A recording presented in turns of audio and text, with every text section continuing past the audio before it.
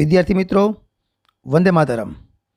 Unit number 2, read number 1, autofab technology एनो part 1 पूरो कर्या बाद पार्ट 2 में आप सौનું हार्दिक स्वागत है। આપણે પાર્ટ 1 માં ઓટોફેબ ટેકનોલોજી આપણને કેમ કામ લાગશે એના આપણે બે મુદ્દા જોયેલા હતા। એક ક્યાં હતા જોઈ લ્યો।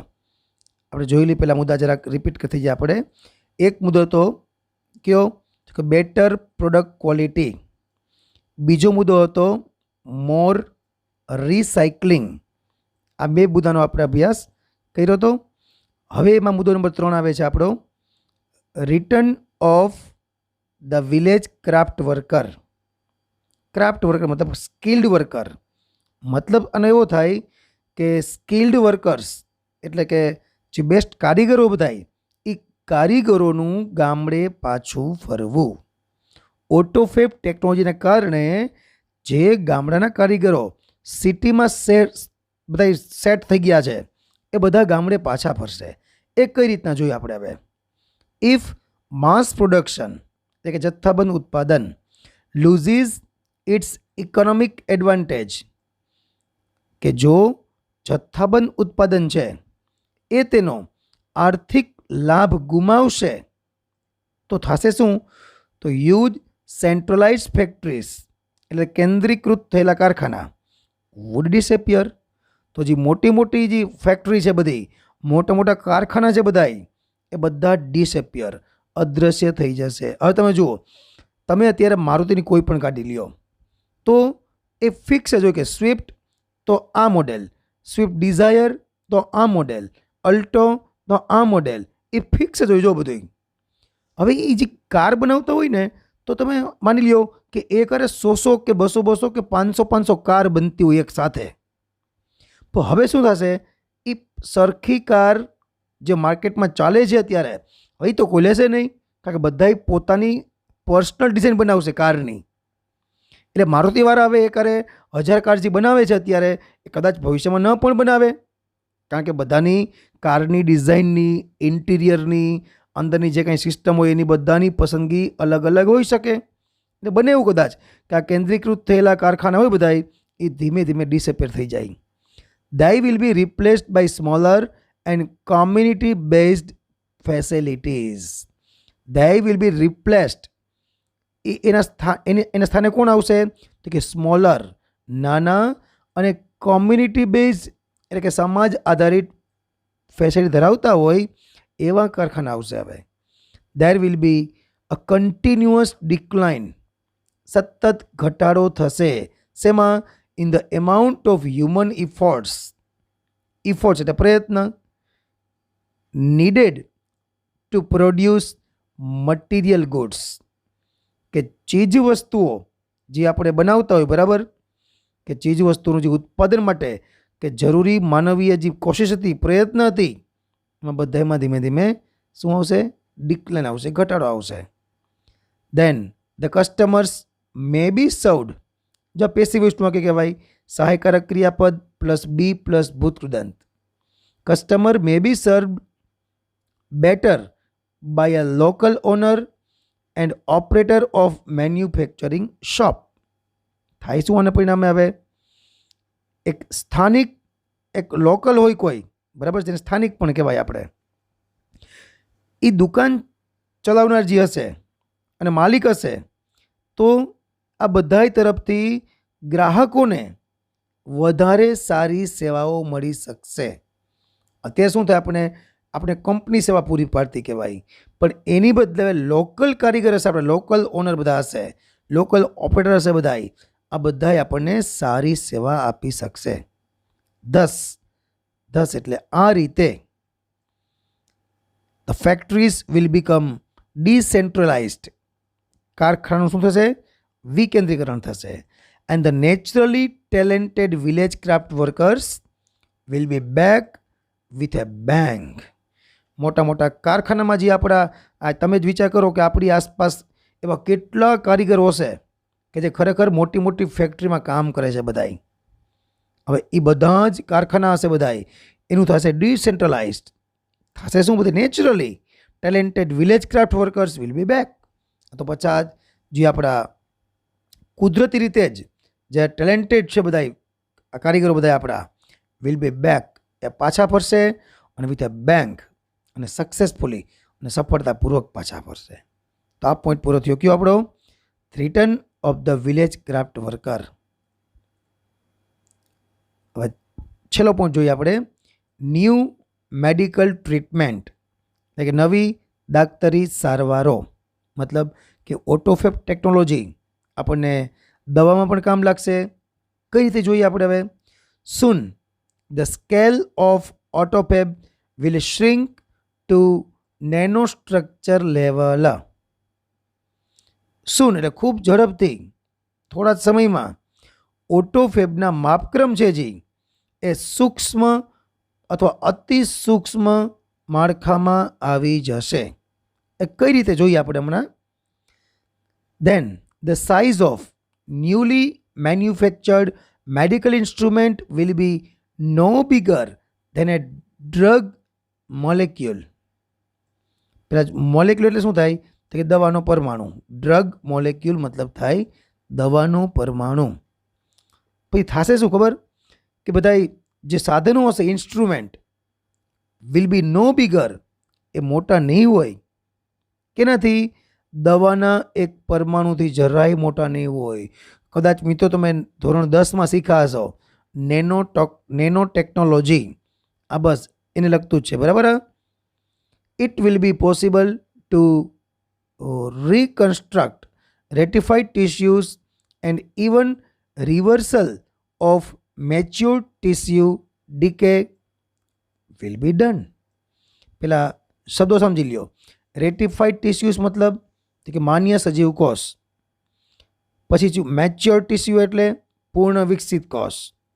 અને ડીકે મતલબ, ડીકે એટલે આમ તો સડો પણ થાય અને નાશ પણ થાય. હવે આખા વાક્યનો મતલબ શું થયો? કે જે પૂર્ણ વિકસિત માન્ય જીવન સજીવ કોષ હશે બધાય, એને પુનઃનિર્મિત કરવાનું, અને જે પૂર્ણ વિકસિત કોષ હશે, જે પૂર્ણ વિકસિત હતા, બરાબર, એ બધાને પુનઃનિર્મિત કરવાનું અને મૂળ સ્વરૂપમાં લઈ જવાનું અને નાશ કરવાનું, આ બધું જ શક્ય બનશે. મતલબ જે સજીવ કોષ હોય એના એ સજીવ કોષને પાછા પુનઃનિર્મિત થશે, અને પૂર્ણ વિકસિત કોષ હોય એને પાછા મૂળ સ્વરૂપમાં પણ લઈ જઈ શકાશે અને પાછોનો નાશ પણ કરી શકાશે. આ બધું જ શક્ય બનશે આની હિસાબે. હવે the extension of human life span will continue. Extension એટલે એક્સપાન્ડિંગ, લંબાવવું, એટલે કે માનવ જીવનકાળ છે એ હવે એમાં વધારો આવશે. મતલબ આપણે કેમ કહી અત્યારે 80-90 વર્ષ કે 100 વર્ષની આસપાસ માણસ મૃત્યુ પામે, હવે એમાં છે ને એ માનવ જીવનકાળમાં હવે વધારો થશે. The health of old people will improve. વૃદ્ધોનું આરોગ્ય સુધરશે બધાનું. It is likely that people will gain. Gain મતલબ થાય મેળવવું. લોકોને મળશે તો લોકો મેળવશે. શું મળશે? ધ એબિલિટી, ક્ષમતા. શેની? To painlessly redesign their bodies. કે લોકો બિલકુલ દર્દ વગર શું કરશે? રીડિઝાઇન કરશે. શેને? ધેર બોડીઝને. અત્યારે તમને કેમ થાય? જો કાંઈક આપણને શરીરમાં વાંધો આવ્યો હોય તેનું ઓપરેશન થાય, આપણે યાતના ભોગવવી પડે, એવું બધું થાય ને અત્યારે. તો હવે આમાં શું થશે? જો it is likely that people will gain the ability. લોકો એવા સક્ષમ બનશે two painlessly redesign their bodies, કે લોકો પોતાના શરીરને દર્દ વગર રીડિઝાઇન કરશે, કાંઈ તકલીફ પડશે નહીં, બરાબર એને? The combined effect of such changes could be dramatic. The combined effect, સંયુક્ત અસર, of such changes, આવા ફેરફારની સંયુક્ત અસર છે કેવી હશે? ડ્રામેટિક, એ નાટકીય હશે. Moods the drama. ડ્રામા એટલે નાટક, ડ્રામેટિક નાટકીય, મતલબ અકલ્પનીયના અર્થમાં છે આ. ઇટ ઇઝ બિલીવ ધેટ, એવું માનવામાં આવે છે કે શું? આફ્ટર સમ યર્સ, થોડા વર્ષો પછી, અ small mountain top community food be self sufficient. કોઈ માઉન્ટેન ટોપ કોમ્યુનિટી એટલે શું થાય ખબર? માઉન્ટેન ટોપ મતલબ કે પર્વતના શિખર પર જે સમાજ રહેતો હોય ને એને કહેવાય માઉન્ટેન ટોપ કમ્યુનિટી. તમે નોટ કરજો ક્યારે બહુ મોટા મોટા પર્વતો હોય ને, પર્વતમાળા હોય ને, તો અહીંયા પર્વત ઉપર ત્યાં આખા આખા સમાજ રહેતા હોય કે જે બિલકુલ એ પર્વત ઉપર જ નભતા હોય. એમાં જે વનસ્પતિ થતી હોય, બધા ફ્રૂટ્સ થતા હોય, એ લોકો વેચે અને ગુજરાન ચલાવે અને ત્યાંની પોતે રહેતા હોય. ઇટ ઇઝ એવું માનવામાં આવે છે કે after some years a small mountain top community could be self sufficient with a collection of fabricators and a solar power generator. મતલબ કે જો એ લોકોને શું મળી જાય? થોડાક સાધનો મળી જાય આ પ્રકારના, અને સૂર્યપ્રકાશવાળું જનરેટર મળી જાય, એટલે એ લોકો આત્મનિર્ભર બની શકશે. As the methods of autofab advance, કે જેમ જેમ આ જે મેથડ છે આપણી એ આગળ વધી રહી છે, ધ ફોર્મ મતલબ સ્વરૂપ શેનું? Raw materials will be important.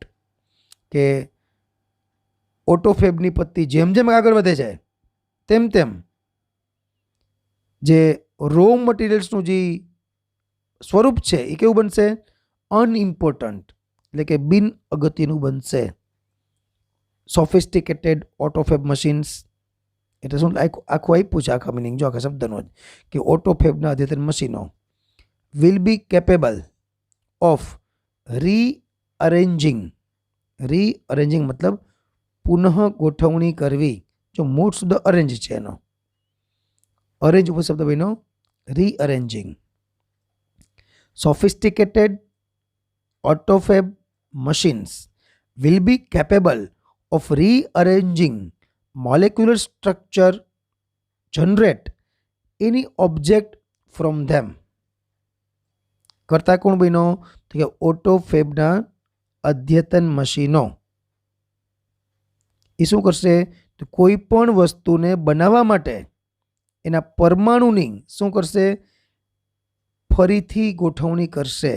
એના પરમાણુ જે માળખું હોય ને એમાં પુનઃ ગોઠવણી થઈ શકશે. એટલે એકને એક વસ્તુ, સપોઝ એક ટીવી હોય, બરાબર, તો એ ટીવીમાંથી આ મશીનનો ઉપયોગ કરી અને પાછું એને રીઅરેન્જ કરી શકશે આખા ટીવીને. કેવી રીતે? જો હજી બીજું આ એક્ઝામ્પલ સરસ આપ્યું છે. જો plastic milk jugs and last night's punctured car tube could be molecularly rearranged to get a new table lamp. કે કોઈ પ્લાસ્ટિક મિલ્ક જગ, દૂધનો પ્લાસ્ટિકનો જગ, અથવા તો ગઈ રાત્રિએ પંક્ચર તમારા કારમાં થયું અને ટ્યુબ હોય તે, એના પરમાણુ માળખાની પુનઃ ગોઠવણી કરીને શું બનશે આપણા માટે? એ ન્યૂ ટેબલ લેમ્પ. એક નવો ટેબલ લેમ્પ બનાવી શકાશે. આપણે કલ્પના આવે કે પ્લાસ્ટિકનો જગ તૂટી ગયો હોય અને આપણી કારમાં જે પંક્ચર થયું ટ્યુબ હોય, તો એમાંથી આ યંત્રોનો ઉપયોગ કરી, અદ્યતન મશીનનો ઉપયોગ કરી અને આપણા માટે એક ટેબલ લેમ્પ બનશે. તો આનાથી વિશેષ બાળકો ટેકનોલોજી શું હોઈ શકે? કલ્પના કરો. આવી છે આપણી આ ઓટોફેબ ટેકનોલોજી. બરાબર, હવે આ પાઠનો લાસ્ટ ફકરો જોઈ લઈએ આપણે. હજી હાઈલી ઇમ્પ્રુવડ ઓટોફેબ ટેકનોલોજી એટલે કે બહુ અતિશય સુધારેલી ઓટોફેબ technology will perhaps be able to meet all our material desires. એ કદાચ લગભગ આપણી બધી જ ભૌતિક જરૂરિયાતો પૂરી કરશે. થાય જ ને? વિચાર કરો, તમારી કલ્પના મુજબનું ફ્રીજ આવશે, હવે તમારી કલ્પના મુજબનું ટીવી આવશે, તમારી કલ્પના મુજબની કાર હશે. અત્યારે આપણે શું હોય કે માણસને એમ હોય કે પોતા પાસે એક નાની કાર છે ને, હવે એનાથી મોટી કાર લઈએ. શું કામે? તો કે એ કારમાં આટલી ફેસિલિટી વધારે હોય. પણ હવે તો એવું હશે જ નહીં. પોતે એવી જ કાર બનાવશે એકમાત્ર કે જ્યાં બધી જ ફેસિલિટી આવી જાય. એટલે મતલબ કે ભૌતિક જરૂરિયાતો માણસની છે એ બધી જ પૂરી થશે. The freedom resulting from this achievement will bring about a golden age of art, music and scientific discovery. હવે આ સિદ્ધિથી જે પરિણામ આવશે, બરાબર, એમાં છે જે આર્ટ છે, કલા, પછી સંગીત છે અને વૈજ્ઞાનિક શોધખોળો છે આ બધી, એ માટે શું થશે? Will bring about a golden age. આ બધા માટે એક સુવર્ણકાળ આવશે. But the open question is, હવે એક ઓપન ક્વેશ્ચન એક એ છે કયો કે people want such freedom and will rejoice in it. કયો છે કે શું લોકોને આવું જોઈએ છે, કે લોકોને આવી આઝાદી જોઈએ છે અને તેમાં એ લોકો આનંદ મેળવશે? In life it is often found that, કે જીવનમાં આ હંમેશા જોવા મળે છે. શું જોવા મળે છે? કે ધ ગ્રેટેસ્ટ સેટિસ્ફેક્શન, એટલે સંપૂર્ણ સંતોષ, પૂર્ણ સંતોષ, કમ્સ આપણને મળે છે not from getting what one wants, કે કોઈ વ્યક્તિ જે કંઈ ઈચ્છતો હોય ને એને મળી જાય, એને એમાંથી સંતોષ નથી મળતો, પણ સાચો સંતોષ મળે છે એમાંથી. But from working for it, પણ જો વ્યક્તિ તેના માટે કામ કરે ને અને પછી વસ્તુ મળે ને તો સંતોષ થાય. મેં તમને એક્ઝામ્પલ આપું તમને આના માટે. તમે ધારી લો કે તમારા ફાધરે તમને કીધું હોય તમને કે 11th આપણું સ્ટાન્ડર્ડ છે એની એન્યુઅલ એક્ઝામમાં કે જો બટા તને આટલા માર્ક્સ આવ્યા તો તારા માટે એક્ટિવા પાકું હાલો. હવે તમે ટકા મેળવા, એક્ટિવા આવી પણ ગયું, બરાબર? એક વસ્તુ એ થઈ. હવે બીજી વસ્તુ એ થઈ કે તમારી પાસે જે સેવિંગ્સના પૈસા હોય એ અને પ્લસ થોડા ઘણા પૈસા ઘટવાના હોય, તો 11th એની એક્ઝામ આપી અને પછી વેકેશનમાં તમે ક્યાંય પાર્ટ ટાઈમ જોબમાં રહી ગયા.